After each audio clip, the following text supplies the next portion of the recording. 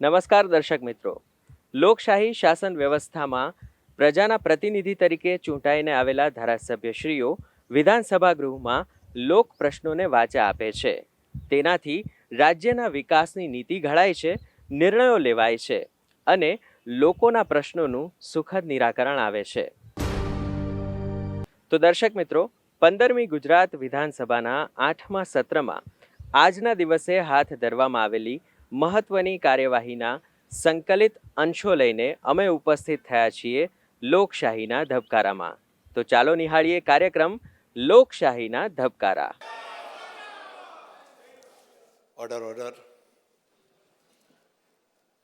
પ્રશ્ન ક્રમાંક 1 માન્ય શ્રી પ્રકાશભાઈ વરમોરા.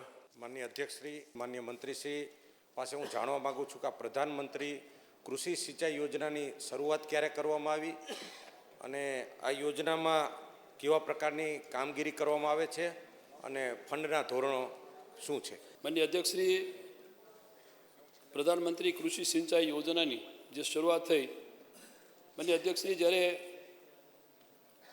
દેશના પ્રધાનમંત્રી આદરણીય નરેન્દ્રભાઈએ 2014માં એમની જ્યારે સત્તા સંભાળી પછીથી સાહેબ જેણે સૌથી પહેલાં એની ચિંતા કરી હોય તો પાણીની ચિંતા કરી, સિંચાઈ અને પીવાના પાણીની. માન્ય અધ્યક્ષશ્રી, એમની નેતૃત્વવાળી ભારત સરકાર એમાં વર્ષ 2015-16માં પ્રધાનમંત્રી કૃષિ સિંચાઈ યોજનાની શરૂઆત કરવામાં આવી.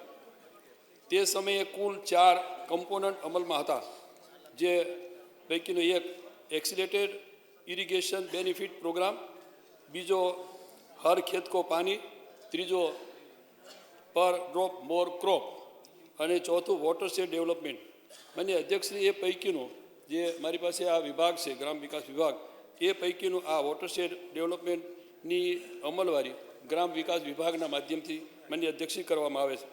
આની શરૂઆત માન્ય અધ્યક્ષશ્રી ભારત સરકારની એના દ્વારા 2021-22માં એની શરૂઆત કરી ગુજરાતમાં, અને ત્યારબાદ માન્ય ગુજરાત રાજ્ય માટે 2.92 લાખ હેક્ટર વિસ્તાર માટે માન્ય અધ્યક્ષની કુલ કોસ્ટ એટલે 687.8 એટલે 80 કરોડની જોગવાઈ કરી.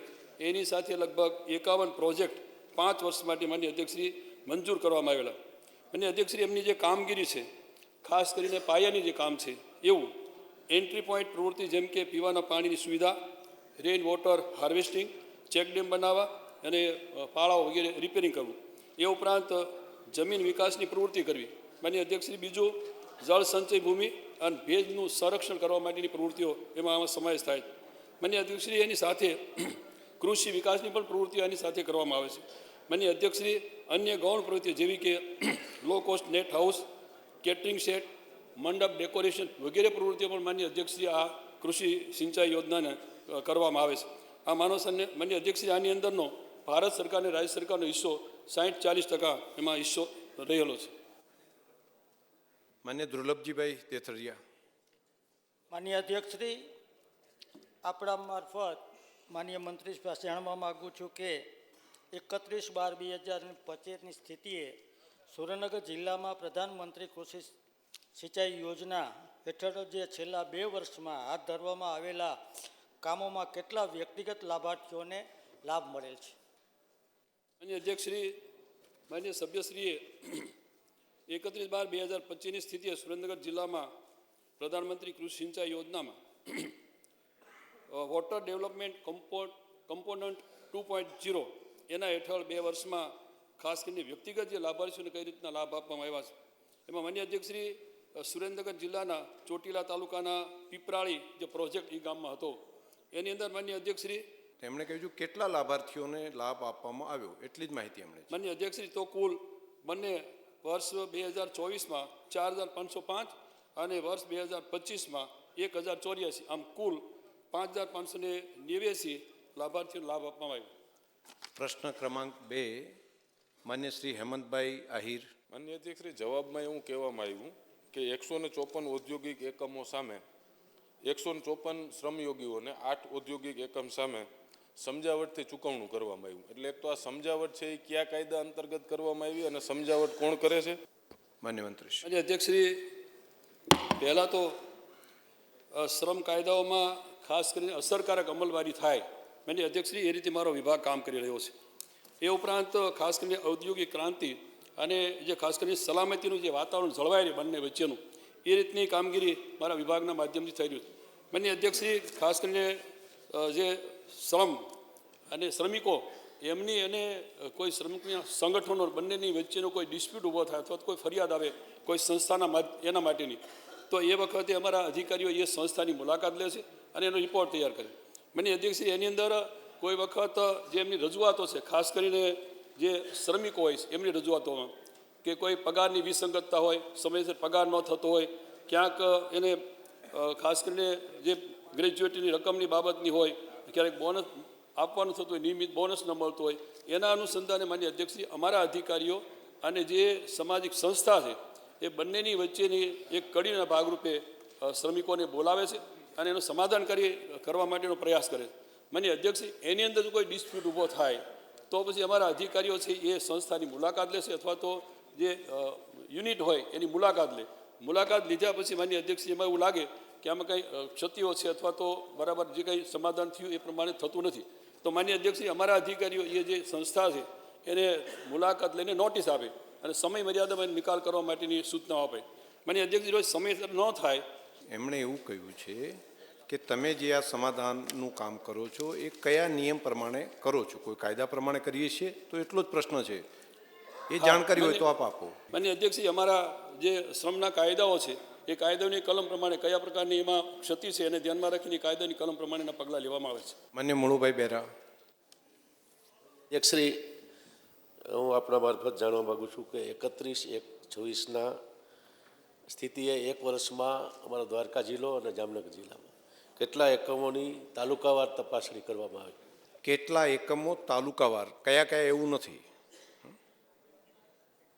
અને અધ્યક્ષશ્રી, 31/1/2026ની સ્થિતિએ છેલ્લા એક વર્ષના સમયગાળા દરમિયાન જામનગર જિલ્લામાં 416 અને દેવભૂમિ દ્વારકામાં 166 ઔદ્યોગિક એકમોની તપાસણી કરવામાં આવી. માન્ય અધ્યક્ષશ્રી, એના ઉપર શ્રમ આયુક્ત દ્વારા એટલા 152 અને નિયામક શ્રી ઔદ્યોગિક સલામતી અને સ્વાસ્થ્યના 264 યુનિટ પર અને તપાસણીની કુલ સંખ્યા એટલે બંને મળીને 416 યુનિટ ઉપર તપાસ કરવામાં આવી. પ્રશ્ન ક્રમાંક 3, માન્ય Shri Dharmendrasinh Vaghela. National food security mission oil seed યોજના ક્યારથી શરૂ કરવામાં આવી અને તેનો હેતુ શું અને યોજનાથી શું ફાયદા થાય? માનનીય અધ્યક્ષશ્રી, 18-19થી national food security mission oil seed યોજના માનનીય અધ્યક્ષશ્રી શરૂ કરવામાં આવી. માનનીય નરેન્દ્રભાઈ મોદી સાહેબે વર્ષ 14-15થી દેશની ધોરા સંભાળી ત્યારથી સમગ્ર દેશમાં national mission on oil seed and oil palm યોજના માનનીય અધ્યક્ષશ્રી અમલમાં છે. માનનીય અધ્યક્ષશ્રી, એમનો જે બીજો પ્રશ્ન છે માનનીય અધ્યક્ષશ્રી, માનનીય મોદીજી ત્રીજી વખત દેશની ધોરા સંભાળી સમગ્ર દેશમાં તેલબિયા પાકોના ઉત્પાદન અને ઉત્પાદકતા વધારવા તેમજ તેલની આયાત ઘટાડવા વર્ષ 25-26થી 30-31 સુધી national mission on edible oil seed યોજના અમલમાં આવેલ છે, જે અંતર્ગત તેલબિયા પાકોની વધુ ઉત્પાદન આપતી નવી જાતોના ઉપયોગ કરીને ઉત્પાદન વધારી ખેડૂતોની આવકમાં માનનીય અધ્યક્ષશ્રી વધારો કરવાનો એ મૂળ હેતુ છે અને અંદાજિત 30% તેલની આયાત ઘટાડવાની માનનીય અધ્યક્ષશ્રી સરકારની નેમ છે. એટલે બહારથી જે માનનીય અધ્યક્ષશ્રી આપણે આયાત કરીએ છીએ એની બદલે આત્મનિર્ભર ભારતની જે માનનીય મોદી સાહેબની કલ્પના છે માનનીય અધ્યક્ષશ્રી, ઇમ્પોર્ટ નહીં માનનીય અધ્યક્ષશ્રી, આપણે બધાના અહીંયા લાવીને કંઈ આપણે પોતે માનનીય અધ્યક્ષશ્રી એ ઉત્પાદન કરીએ હેતુથી માનનીય અધ્યક્ષશ્રી એ નિર્ણય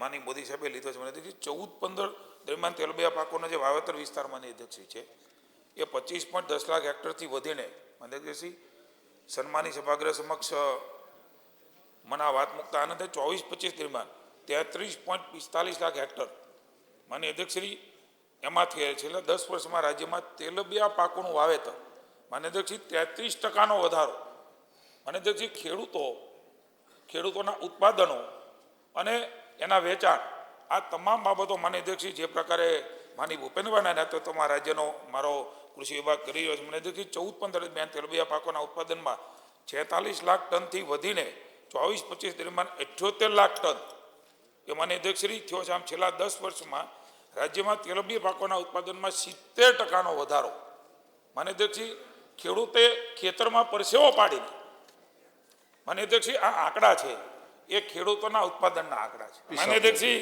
ભારતના ખાદ્ય તેલ પુરવઠા અને કૃષિ તંત્રમાં ગુજરાતનો મુખ્ય ભૂમિકા માન્ય અધ્યક્ષશ્રી દેશના કુલ તેલબિયા પાકના ઉત્પાદનમાં 18-20% ફાળો જે માન્ય અધ્યક્ષશ્રી રહેલો છે. મને કહેતા આનંદ થાય છે માન્ય અધ્યક્ષશ્રી કે સમગ્ર દેશમાં ગુજરાત રાજ્ય મગફળી તલ અને દિવેલાના ઉત્પાદનમાં માન્ય અધ્યક્ષશ્રી પ્રથમ સ્થાને છે. તેમજ માન્ય અધ્યક્ષશ્રી દિવેલા રાઈ સોયાબીનની ઉત્પાદનમાં માન્ય અધ્યક્ષશ્રી દેશમાં પ્રથમ ક્રમે છે. માન્ય અધ્યક્ષશ્રી આજ માન્ય અધ્યક્ષશ્રી બતાવે છે કે ખેડૂત એ કેટલો આત્મનિર્ભર માન્ય અધ્યક્ષશ્રી બનતો હોય છે. માન્ય અધ્યક્ષશ્રી એના ફાયદાઓ એ પણ એટલા જ મહત્વના છે. આ યોજના થકી ખેડૂતોના તાંત્રિક જ્ઞાનમાં માન્ય અધ્યક્ષશ્રી વધારો થવાનો છે. ખેડૂત દ્વારા કૃષિ ઇનપુટ્સનો પ્રમાણસર અને કાર્યક્ષમ ઉપયોગથી ખેતી ખર્ચમાં માન્ય અધ્યક્ષશ્રી ઘટાડો થવાનો છે. માન્ય અધ્યક્ષશ્રી આ આયોજન હેઠળ ખેડૂતોને નવી જાતોના પ્રમાણિત બિયારણ નવીન ટેકનોલોજી નિદર્શન ઇનપુટ્સ પૂરક આવક મેળવવાના નાના ઓઇલ એક્સટેન્શન યુનિટ વગેરે જેવા ઘટકો માન્ય અધ્યક્ષશ્રી ખેડૂતોને સહાય મળવાની છે. આ રીતે ખૂબ મહત્વનું માનનીય મોદી સાહેબનો આ પ્રોજેક્ટ એ ગુજરાત રાજ્ય મુખ્યમંત્રી ભૂપેન્દ્રભાઈના નેતૃત્વમાં ખૂબ સારી રીતે માન્ય અધ્યક્ષશ્રી ખેડૂતોના હિતમાં અમારો વિભાગ આ કામ કરી રહ્યું છે. પ્રશ્ન ક્રમાંક 5 માન્ય શ્રી ડૉક્ટર મહેન્દ્રભાઈ પાડલિયા. આપણા માધ્યમ દ્વારા માન્ય મંત્રીશ્રી પાસે હું જાણવા માગું છું કે વન કવચ યોજના શું છે રાજકોટ જિલ્લામાં છેલ્લા 2 વર્ષમાં વન કવચ યોજના અંતર્ગત કેટલો ખર્ચ કરવામાં આવેલ છે? માન્ય મંત્રીશ્રી. માન્ય અધ્યક્ષશ્રી વન કવચ યોજના ફોરેસ્ટ ડિપાર્ટમેન્ટની એક સક્સેસફુલ યોજના છે કે જે જંગલની બહાર વિસ્તારો આવ્યા છે અર્બન એરિયા હોય અથવા ગ્રામ્ય એરિયા હોય જ્યાં જંગલ નથી ત્યાં સોશિયલ ફોરેસ્ટ્રી એટલે કે વન કવચ મિયાવાકી પદ્ધતિથી 1 બાય 1 મીટરનો ખાડો કરીને 1 હેક્ટરની અંદર 10,000 વૃક્ષો વાવીને ડેન્સ ફોરેસ્ટ ઊભું કરવાની આ યોજના છે. ખૂબ સક્સેસફુલ યોજના છે અને જેટલી પણ વાવેતર એમાં કરવામાં આવે છે એનો સર્વાઈવલ રેશિયો 99%નો ખૂબ સરસ છે. એમના જિલ્લાનો જે પ્રશ્ન માન્ય સભ્યશ્રીએ કીધો છે એ એમના જિલ્લાની અંદર અત્યાર સુધી 22 વન કવચોનું નિર્માણ કર્યું છે ને એમાં 2,05,000 વૃક્ષોનું વાવેતર કરવામાં આવ્યું છે અને ખૂબ સારી યોજના છે એનો લાભ દરેક લોકો લઈ રહ્યા છે. ફરવાનું પણ સ્થળ બને છે, ટીચિંગ પણ થઈ રહ્યું છે, એજ્યુકેટ લોકો થઈ રહ્યા છે, બાળકો પણ આવી રહ્યા છે. એટલે આ યોજના વન કવચ એ ખૂબ સારી યોજના છે અને વન કવચ હવે આખા રાજ્યની અંદર પ્રચલિત છે અને ખૂબ એની ડિમાન્ડ પણ છે. મને અધ્યક્ષ માન્ય ઉદયભાઈ કાનગડ. હું આપના માધ્યમથી મંત્રીશ્રી પાસેથી જાણવા માગું છું કે રાજકોટ જિલ્લામાં છેલ્લા 2 વર્ષમાં એટલે 24-25 અને 25-26માં કેટલા રોપાઓનું વાવેતર કરવામાં આવ્યું અને વાવેતર કર્યા પછી એનો જે કંઈ ટકાવારી જેનો રેશિયો છે કે કેટલા રોપાઓ જીવંત રહે છે તેની માહિતી આપવા માટે વિનંતી. અને અધ્યક્ષશ્રી ફોરેસ્ટ વિભાગ હવે એનું તમામ કોન્સન્ટ્રેશન સર્વાઈવલ રેશિયો પર છે. માન્ય મુખ્યમંત્રીશ્રીના નેતૃત્વમાં અને માન્ય મંત્રીશ્રીના નેતૃત્વની અંદર સર્વાઈવલ રેશિયો ઉપર ધ્યાન આપીને યોજના બનાવે છે અને રાજકોટ જિલ્લાની અંદર મને કહેતા આનંદ થાય છે કે અત્યાર સુધી 388 હેક્ટરની અંદર એનું વાવેતર કરવામાં આવ્યું 2 વર્ષમાં. એમાં 6,47,000 જેટલા રોપાઓનું વાવેતર કર્યું. એમાં અત્યાર સુધી 5,29,000 રોપા જીવન છે એટલે 82%ની રોપાની એની સિદ્ધિ હાંસલ છે જે સર્વાઈવલની અંદર સારી રીતે ઉછરી શકે છે. માન્ય શૈલેષભાઈ. માન્ય અધ્યક્ષશ્રી માન્ય મંત્રીશ્રી પાસે જાણવું છે કે 24-25ની અંદર 301 હેક્ટરમાં રોપા વાવ્યા તેની સામે ખર્ચ થયો 610.60 લાખ રૂપિયા અને 25-26માં સાહેબ 31/12/2025ની સ્થિતિએ 87.50 હેક્ટરમાં તમે વાવેતર કર્યું અને સામે ખર્ચ જે થયો છે 581.55. એટલે 24-25 પ્રમાણે જો ખર્ચ કરીએ તો 1 હેક્ટર પ્રમાણે 2 લાખ રૂપિયા થાય છે અને 25-26 પ્રમાણે ગણીએ તો કે 6.5 લાખ રૂપિયા 1 હેક્ટર પ્રમાણે થાય છે. આટલો તફાવત કેમ? બંને યોજનાઓ સર અલગ અલગ છે. વન કવચ એ માન્ય અધ્યક્ષશ્રી એ 1 હેક્ટર દીઠ કામ કરવામાં આવે છે અને વોકિંગ ટ્રેક બીજું કરવાનું હોય, ફેન્સિંગ કરવાની હોય, ક્યાંક પાણી પહોંચાડવાની વાત છો, તમામ જગ્યાએ કરવામાં આવે છે. એક યોજના એવી હોય છે કે જ્યાં સામૂહિક રીતે બહુ મોટા પાયે વૃક્ષારોપણ કરવું, પાણીનો સપ્લાય છે એ ગ્રામ પંચાયત દ્વારા કરવામાં આવતો, એટલે બંનેનો ડિફરન્સ આવી રહ્યો છે. સાહેબ, યોજના તો એક જ છે, બંનેમાં ડિફરન્સ એટલી મોટી રકમનો ડિફરન્સ છે. યોજના એક હોય પણ એની પેટા યોજનાઓ અલગ અલગ હોઈ શકે. માન્ય મંત્રી શ્રી. માન્ય અધ્યક્ષશ્રી, સામૂહિક વન નિર્માણ યોજના હેઠળ અનેક પ્રકારના પ્રકલ્પો છે. એમાં વન કવચ પણ આવે છે, ટોલ સીડલિંગ પણ આવે છે અને એક ઝાડ વાવવાનો ખર્ચ 100 રૂપિયાથી માંડી અને 2500 રૂપિયા સુધીનો અલગ અલગ યોજનામાં અલગ અલગ. કારણ કે 2500 રૂપિયામાં આપણે લગભગ 3 વર્ષ સુધી રોપાઓ ત્યાં ઉછેરી અને એને ટ્રી ગાર્ડ સાથે એના પછી 3 વર્ષ સુધી વાવેતર કરવા સહિતની ખર્ચો સમયનો સમાવેશ થાય છે. એટલે એ તો યોજના પ્રમાણે એનો ફેરફાર થતો રહેતો હોય છે. પ્રશ્ન ક્રમાંક 6 માન્ય શ્રી સી કે રાહુલજી. માન્ય અધ્યક્ષશ્રી, આ પ્રધાનમંત્રી કૃષિ સિંચાઈ યોજના અગાઉનો જે જવાબ મારો તો મળી ગયો છે, પણ આ હેતુ શું છે અને રાજ્ય સરકારને કેન્દ્ર સરકારનો આમાં કેટલો હિસ્સો હોય છે? માન્ય અધ્યક્ષશ્રી, માન્ય સભ્યશ્રીએ જે આ પ્રોજેક્ટ છે પ્રધાનમંત્રી કૃષિ સિંચાઈ યોજના, માન્ય અધ્યક્ષશ્રી, એમનો આ પ્રોજેક્ટનો હેતુ ઇકોલોજીકલ સંતુલન જાળવવા માટેનો છે. એ ઉપરાંત માન્ય અધ્યક્ષશ્રી જળ સંરક્ષણ, જમીન સુધારણા, આજીવિકા વિકાસ વગેરેની પ્રવૃત્તિઓ કરવા માટેનો મુખ્ય આ પ્રોજેક્ટનો હેતુ છે. માન્ય અધ્યક્ષશ્રી, આ યોજનાના એનાથી થતા લાભો, માન્ય અધ્યક્ષશ્રી, ગામ તળમાં સ્વચ્છ પીવાના પાણીની સુવિધાઓ ઉપલબ્ધ કરવા માટેનું, જળ સંચયના માળખાનું નિર્માણ કરવા માટેનું, ભૂગર્ભ જળના સ્તરો સુધરે, ઊંચા આવે એ માટેનું, હરિયાળી આવરણ એટલે જેને કારણે જળ સ્તર સુધરે અને હરિયાળી ક્રાંતિ લાવી શકાય, અને એની સાથે સાથે જમીનનું ધોવાણ એ ઘટાડવા માટેનો આ પ્રોજેક્ટનો મુખ્ય હેતુ અને એના લાભો છે. માન્ય અધ્યક્ષશ્રી, આની અંદર જે ફંડનું ધોરણ છે એમાં ભારત સરકાર અને રાજ્ય સરકારનું 60:40ના આ રેશિયા મુજબ આ હેતુ અમલમાં આવે છે. પ્રશ્ન ક્રમાંક 7 માન્ય શ્રી વિરેન્દ્રસિંહ ઝાલા. માન્ય અધ્યક્ષશ્રી, આ કોલ્ડ સ્ટોરેજમાં સોલાર રૂફટોપ લગાવવાની યોજના ભારતીય જનતા પાર્ટીની સરકારે ઘણા સમયથી દાખલ કરી છે. એનાથી ગુજરાતના ખેડૂતોને ઘણો બધો ફાયદો થયો છે. આ પ્રશ્નમાં હું પૂછવા માગું છું કે આનાથી આ પેનલ જે લગાડીએ છીએ એમાં મિનિમમ અને મેક્ઝિમમ સહાયકનું ધોરણ શું છે અને આ લગાડવાનો હેતુ અને એના ફાયદા શું છે? માન્ય મંત્રીશ્રી. માન્ય અધ્યક્ષશ્રી, વીડી ઝાલા સાહેબ મંત્રી પણ રહી ચૂક્યા છે અને મારી સાથે પીએસસી કમિટીમાં. માન્ય અધ્યક્ષશ્રી, એટલો બધો મહત્ત્વનો પ્રશ્ન એમણે વિધાનસભામાં માન્ય અધ્યક્ષશ્રી પૂછ્યો છે. માન્ય અધ્યક્ષશ્રી, પરંપરાગત ઉર્જા સ્ત્રોતને બદલે પુનઃપ્રાપ્ત ઉર્જા સ્ત્રોતો એના ઉપયોગને પ્રોત્સાહન આપવા તેમજ સૌર ઉર્જા દ્વારા કોલ્ડ સ્ટોરેજનું માન્ય અધ્યક્ષશ્રી સંચાલન કરીને કાર્બન ઉત્સર્જન ઘટાડવા અને પ્રદૂષણથી થતા પર્યાવરણ પરનું ભારણ પણ માન્ય અધ્યક્ષશ્રી ઓછો કરવાનો અને આર્થિક ભારણ ખાસ કરીને ઓછો કરવાનો મુખ્ય હેતુ માન્ય અધ્યક્ષશ્રી એમાં છે. માન્ય અધ્યક્ષશ્રી, કોલ્ડ સ્ટોરેજના મુખ્ય વીજ બિલ એ સૌથી વધારે મહત્ત્વનું હોય છે. સોલાર પેનલ લગાડવાથી માન્ય અધ્યક્ષશ્રી વીજળીના બિલને ઘટાડવામાં માન્ય અધ્યક્ષશ્રી મદદ કરી શકે છે, જેથી આર્થિક ભારણ એ માન્ય અધ્યક્ષશ્રી એ ઓછું આવે ને નાણાંની બચત થાય છે. માન્ય અધ્યક્ષશ્રી, સામાન્ય રીતે 5000 મેટ્રિક ટનની ક્ષમતાવાળા કોલ્ડ સ્ટોરેજમાં વાર્ષિક 20 થી 22 લાખનો વીજ વપરાશ માન્ય અધ્યક્ષશ્રી એ રકમની દ્રષ્ટિએ થાય છે. જો કોલ્ડ સ્ટોરેજ ઉપર 100 કિલોવોટ ક્ષમતાનું સોલાર પેનલ માન્ય અધ્યક્ષશ્રી લગાડવામાં આવે તો અંદાજે વાર્ષિક 12 લાખની ચોખ્ખી બચત માન્ય અધ્યક્ષશ્રી થાય છે. આનો માન્ય અધ્યક્ષશ્રી સીધો ફાયદો, કારણ કે કોમ્પિટિશન છે.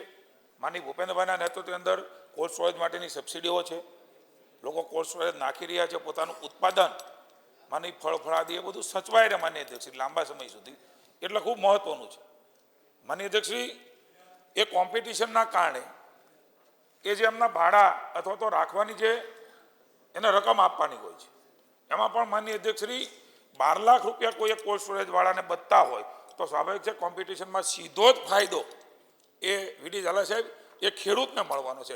અને એટલા માટે મુખ્યમંત્રી ભૂપેન્દ્રભાઈની અમારી ભાજપની સરકાર માનનીય અધ્યક્ષશ્રી ખેડૂતોને પણ ફાયદો થાય, કોલ્ડ સ્ટોરેજ થાય, એમનું માનનીય અધ્યક્ષશ્રી જે ઉત્પાદન છે એમની પણ માનનીય અધ્યક્ષશ્રી બચત થાય, એમના કારણે થઈને માનનીય અધ્યક્ષશ્રી ખાસ કરીને બાગાયતો ઉત્પાદનો છે માનનીય અધ્યક્ષશ્રી એને માટે ખૂબ મહત્વનું વ્યાજબી ભાડું માનનીય અધ્યક્ષશ્રી એમને મળી રહે છે. માનનીય અધ્યક્ષશ્રી એમણે બીજો પ્રશ્ન કર્યો છે, વ્યક્તિગત લાભાર્થી, માર્કેટિંગ યાર્ડ, સહકારી ખેડૂત સંસ્થા, જાહેર સાહસો, રજિસ્ટર ખેડૂત પ્રધાન સંગઠન, માનનીય અધ્યક્ષશ્રી એટલે કે સામાન્ય અને આદિજાતિ વિસ્તાર, આ બંનેમાં અલગ અલગ રકમની માનનીય અધ્યક્ષશ્રી જોગવાઈઓ છે સહાયની.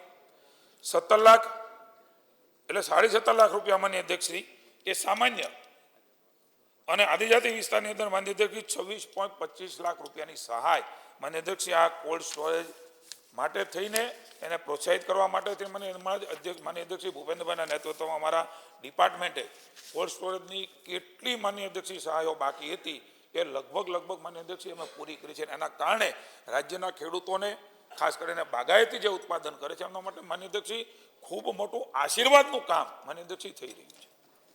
માન્ય ડૉક્ટર તુષારભાઈ ચૌધરી. માનનીય અધ્યક્ષશ્રી, આપના માધ્યમથી મંત્રીશ્રી પાસે જાણવા માગું છું કે સાબરકાંઠા જિલ્લામાં કુલ કેટલા એકમોને સહાય આપવામાં આવી અને જો એમની પાસે માહિતી હોય તો તાલુકાવાર કેટલા એકમોને સહાય આપવામાં આવી? માન્ય મંત્રીશ્રી. માનનીય અધ્યક્ષશ્રી, ઈડર તાલુકામાં 2 લાભાર્થીને માન્ય મંત્રીશ્રીને બ્રીફ કરવાની સચિવશ્રીઓની રિસ્પોન્સિબિલિટી છે, એમનું કર્તવ્ય છે. એટલે આવે છે તો કોઈ નવાઈ કે નવો વિષય નથી, એ આવવું જ જોઈએ. ન આવે ત્યારે પ્રશ્ન ઊભો થાય. માનનીય અધ્યક્ષશ્રી, ઈડર તાલુકામાં 2 લાભાર્થીને રૂપિયા 22,63,600ની માનનીય અધ્યક્ષશ્રી સહાય કરી છે. પ્રાંતિજ તાલુકામાં માનનીય અધ્યક્ષશ્રી 1 લાભાર્થીને રૂપિયા 17,50,000ની સહાય કરી છે. ખેડબ્રહ્મા તાલુકામાં 1 લાભાર્થીને રૂપિયા 26,25,000ની માનનીય અધ્યક્ષશ્રી સહાય કરી છે. હિંમતનગર તાલુકામાં 3 લાભાર્થીઓને રૂપિયા 50,98,000ની માનનીય અધ્યક્ષશ્રી સહાય કરી છે. આમ સાબરકાંઠા જિલ્લામાં માનનીય અધ્યક્ષશ્રી કુલ 7 લાભાર્થીઓને કોલ્ડ સ્ટોરેજ પર રૂપટોપ સોલાર પેનલ લગાડવા માટે કુલ 1,17,36,600 રૂપિયા. માનનીય તુષારભાઈ, મારે તમને વિનંતી કરવી છે કે હજી પણ તમામ સભ્યશ્રીઓને કોઈને આવું કોલ્ડ સ્ટોરેજ નાખીને ખેડૂતોની જે ખાસ કરીને જે ઉત્પાદન છે એને બચાવીને ભાવ મળે એના માટે આપ ધારાસભ્યશ્રીઓના મત વિસ્તારની અંદર તમે એને પ્રોત્સાહિત કરો. અમારી ભૂપેન્દ્રભાઈ અને હર્ષભાઈની ભાજપની સરકાર એને સબસિડી આપીને માનનીય અધ્યક્ષશ્રી ખેડૂતોના હિત માટે બધું જ કરશે. આપ લાવો માનનીય અધ્યક્ષ, એવી હું વિનંતી કરું છું. પ્રશ્ન ક્રમાંક 8 માન્ય શ્રી અનંતભાઈ પટેલ. માનનીય અધ્યક્ષશ્રી, ગ્રામ્ય વિસ્તારમાં મોટે ભાગે બધા જ ના ઘર દીઠ 1-2 પશુઓ હોય છે, તો એ પશુપાલકોને અકસ્માતે ગાય મૃત્યુ પામતી હોય, કંઈક રોગના કારણે મૃત્યુ પામતી હોય, એ બેસી જાય પછી ઉઠતી નથી અને વારંવાર સારવાર પછી બી મૃત્યુ પામે છે, તો એને કોઈ સહાય મળવા પાત્ર છે કે કેમ? માન્ય મંત્રીશ્રી. માનનીય અધ્યક્ષશ્રી, એમણે ખૂબ સંવેદનાથી સારી વાત કરી છે. માનનીય અધ્યક્ષશ્રી, એમની પણ ચિંતા સરકારે માનનીય અધ્યક્ષશ્રી કરી છે ને એના માટે કરુણા એનિમલ એમ્બ્યુલન્સ 1962માં માનનીય અધ્યક્ષશ્રી 62ના 37 એકમો પણ માનનીય અધ્યક્ષશ્રી એ શરૂ છે, જે બિનવાસી પશુ પક્ષી માટે સારવાર માનનીય અધ્યક્ષશ્રી કરી રહ્યા છે. માનનીય અધ્યક્ષશ્રી 1962 એ માનનીય અધ્યક્ષશ્રી એ નંબર ડાયલ કરો એટલે આવે છે. પણ તમારી વાત ખૂબ ગંભીરતાથી હું લઉં છું. કોઈ પણ જગ્યાએ માનનીય અધ્યક્ષશ્રી એ પશુ રોડ ઉપર આ સ્થિતિમાં હોય તો સ્વાભાવિક છે કે ભૂપેન્દ્રભાઈ તો માનનીય અધ્યક્ષશ્રી કરુણાના સાગર છે. એ જીવદયા માટે માનનીય અધ્યક્ષશ્રી આપે જોયું છે કે ગૌમાતા પોષણ યોજના પણ લાવ્યા છે.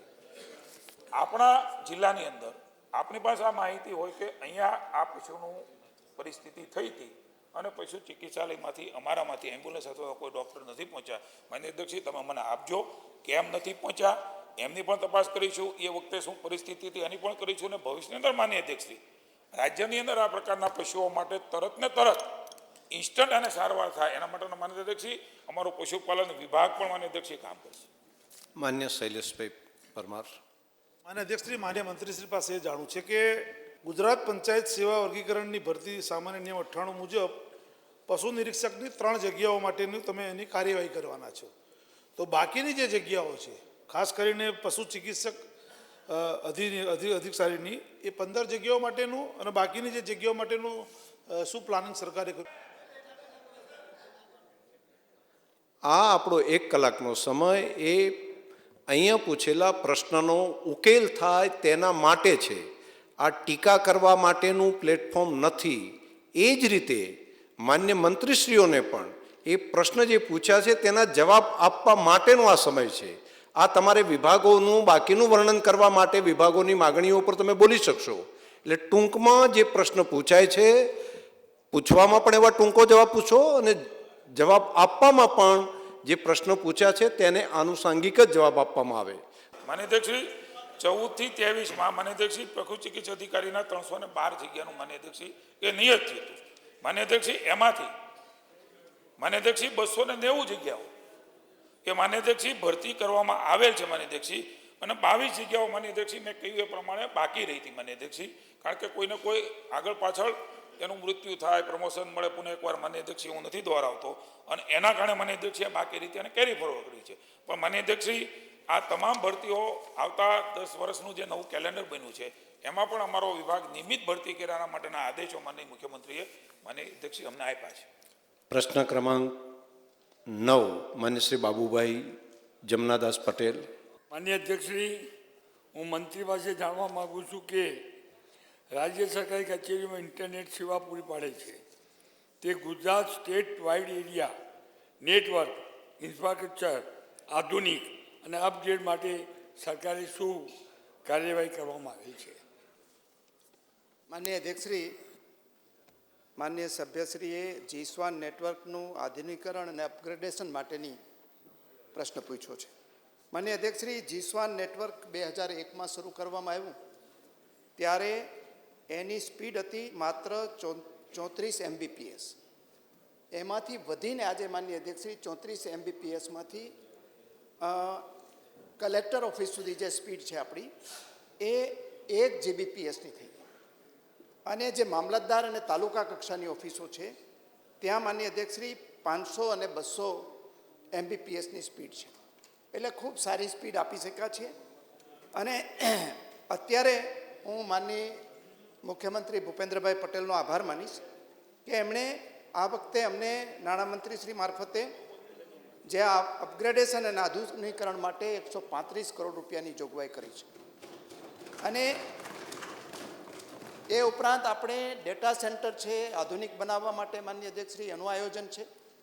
અને એના મારફતે જે અત્યારે ડેટા સાઇલોમાં પડેલા છે એ બધા જ એક જ ડેટા સેન્ટરમાં આવી જાય એ પ્રકારનું આયોજન પણ રાજ્ય સરકારે કરેલું છે. અને આખા ભારતની અંદર ગુજરાત રાજ્ય જ એવું છે કે જેણે આ નેટવર્કની અંદર ખૂબ સારું કામ કર્યું છે. બીજા રાજ્યોમાં આ કામગીરી BSNL કરે છે, જ્યારે ગુજરાતની અંદર ગુજરાત ફાઇબર ગ્રીડ નેટવર્ક લિમિટેડને આ કામગીરી સોંપાઈ છે. અને જ્યારે આ ગુજરાત ફાઇબર ગ્રીડ નેટવર્ક આપણું અપગ્રેડ થઈ જશે જિલ્લાથી સ્ટેટથી જિલ્લા, જિલ્લાથી તાલુકા સુધી અને તાલુકાથી પછી ઘર સુધી, જ્યારે આ અપગ્રેડ થઈ જશે ત્યારે હું માનનીય સભ્યશ્રીને ખાતરી આપું છું કે એના પછી બાપભાઈના ઘર સુધી એના ટીવી ચેનલ પણ આ અમારા નેટવર્કથી ચાલે એ પ્રકારનું આયોજન માનનીય અધ્યક્ષશ્રી આપણે કરેલું છે. તો દર્શક મિત્રો, ફરી મળીશું. ત્યાં સુધી રજા આપશો. નમસ્કાર.